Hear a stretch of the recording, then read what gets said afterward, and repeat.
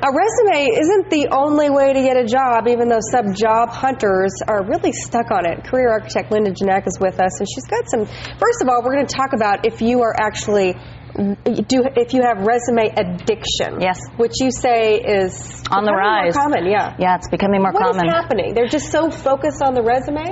Exactly. What happens is people will apply for a job and they'll send out 200, 300 resumes and they won't get a response, and they start going, well, something's wrong with the resume. What's wrong with the resume? So they'll start changing it again, changing it again, and because their self-esteem is being impacted. And it's based on the resume. And it's based really, they're putting so much of their ego and weight in that piece of paper because in these times, you know that you can't get in the door unless you have a resume. How do we know we're addicted? We have a list for you. Number one, strong belief that something is wrong, right? That's right. No matter how much feedback you're getting from your friends, which all of us show a resume to our friends, if they're saying this looks good and you still don't think it does, that's a problem. Okay, number two, you have more than 3 different versions. I think this really sets you up to get into big trouble, right? Absolutely. What happens is you'll go into an employer. So say you get an interview, you go into the employer has your resume sitting in front of him or her, and then you say, which resume do you have? Oh, rats, I brought the wrong one with me. That's not good.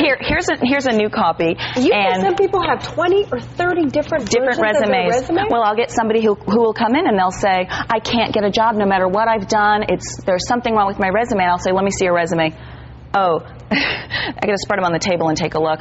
That's not good. And some of them, I mean, they're drastically different, and some of them are just changing a word on the top. Yeah, you were saying, so one of the other clues, you're changing your resume often, possibly daily, hourly, yes. And you change your resume to mirror every job description. Now, I can understand where you want to tailor your resume a little bit, but you say just generally not, okay. It's generally not good. If you have specific achievements, I saw in the earlier segment, you have to market those. Those achievements are yours. Those are things that people can't take away from you. Right. And if you start moving from your achievements and then you start mirroring job responsibilities, they're not yours.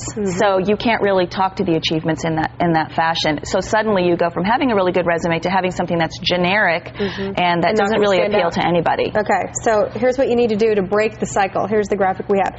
Get professional help. That's the first step. And that can come from, it can come from a career coach, it can come from your HR manager, it can come from a friend. Marketing, listen to them. If they think it looks good, it probably does. Okay, evaluate your methods, use informational interviewing. Yep.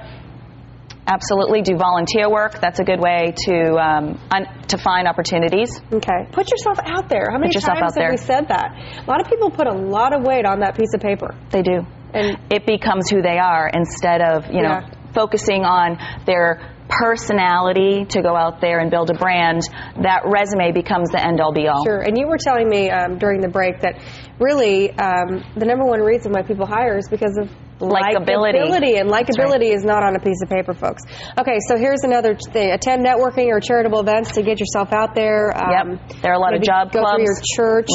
And ask your friends. A lot of people are in the same boat. They're out of work, and maybe people can get together and help each other. Yeah, well, what happens in that situation is they go, well, my friend Sally is out of work, so she can't help me.